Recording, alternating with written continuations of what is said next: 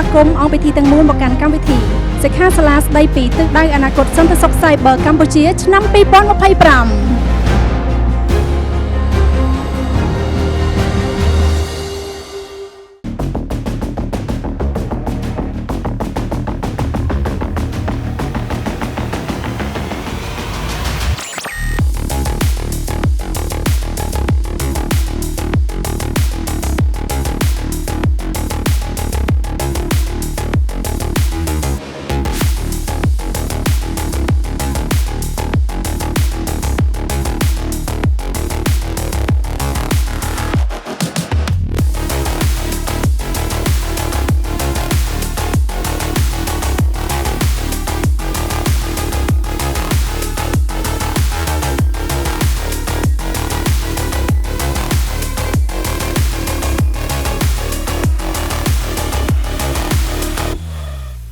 ចាសសូមអង្គពិធីទាំងមូលមេត្តាក្រោកឈរឡើងដើម្បីទទួលស្វាគមន៍ការអញ្ជើញដល់អាយដាមលាវសុផានរិទ្ធរដ្ឋលេខាធិការតំណាងដ៏ខ្ពង់ខ្ពស់អាយដាមជាវ៉ាន់ដេតរដ្ឋមន្ត្រីក្រសួងប្រៃសណីនិងទូរគមនាគមន៍សូមអបអរសាទរ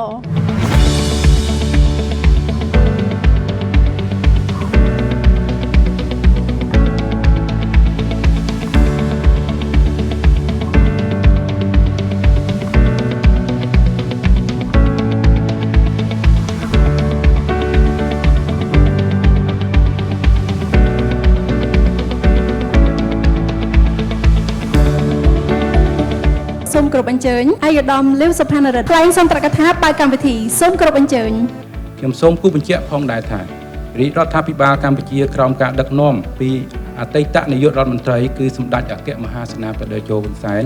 ដែលបច្ចុប្បន្នជាប្រធានព្រឹទ្ធសភានិងជាប្រធានក្រុមឧត្តមប្រឹក្សាផ្ទាល់ព្រះមហាក្សត្របានយកចិត្តទុកដាក់ខ្ពស់លើការកែប្រែប្រទេសកម្ពុជាទៅជាប្រទេស Digital